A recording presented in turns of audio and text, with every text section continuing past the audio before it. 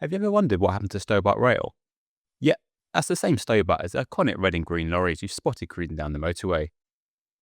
But unlike their famous trucks, Stobart's invention to railways was short-lived and full of twists, turns, and yes, even a derailment.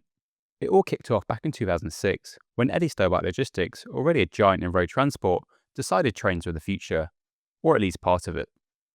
Officially known as Stobart Rail Freight Limited, they dived into the rail freight scene to ease congestion on Britain's roads, support sustainability, and grab a slice of the growing intermodal market.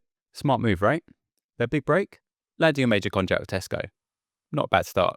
Starting in September 2006, this service shifted about 70% of Tesco's cross-border cargo from road to rail.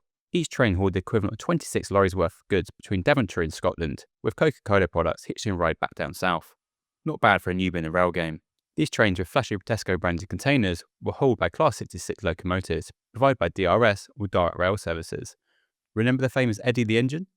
Yeah, that's where he came in, proudly wearing full Stobart Rail colours.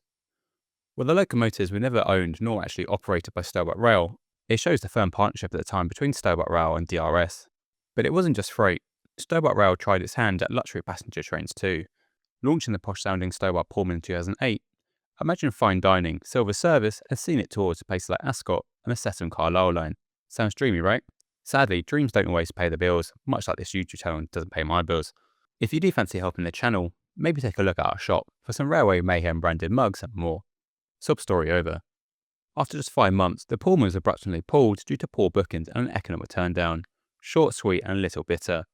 Back on the freight side, a major shift happened in 2009.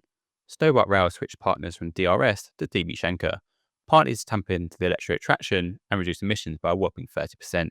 This move saw the birth of another iconic loco, Bart the Engine, a Class 92 electric beauty, number 92017. With DB Schenker, they eventually launched ambitious refrigerated service, hauling fresh veggies all the way from Spain for the Eurotunnel to England. At the time, this route was Europe's longest single-operated freight service, highlighting just how bold Stobart Rail was. Yet, it wasn't all smooth sailing, or should we say, smooth rails. January 2010 brought a slight setback. A Stobart freight train operated by DB Schenker derailed at Carbridge in snowy Scotland. The cause? Icy brakes. Thankfully nobody was killed, but the incident closed a busy Highland main line and highlighted the risks of winter rail operations. The derailed Class 66048, otherwise known as James' engine, didn't fare too well, eventually being stripped for parts with the body shell still in storage today at Longport Depot.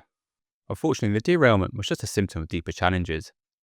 Rising operational costs, intense competition from other freight operators, and difficulties in maintaining suitable profits began to take their toll. Operational complexities increased further when some routes initially handed to DB Schenker had to revert back to DRS. This shifting back and forth created uncertainty, confusion, and a bigger logistical headache. Additionally, despite impressive branding strategies, including naming locomotives like Eddie the Engine and Bart the Engine, which became beloved among railway enthusiasts and even inspired model railway versions, these unique touches weren't enough to secure lasting profitability. Gradually, key contracts ended or were lost due to competitors, and Stobart's rail ambitions slowly shrank.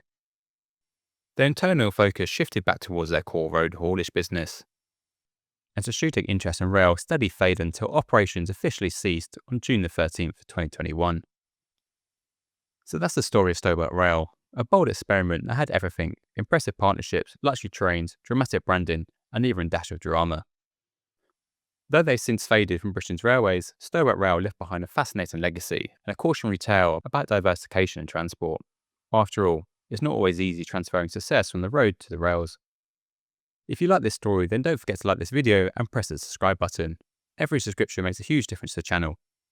Thanks for watching, and we'll see you in the next video.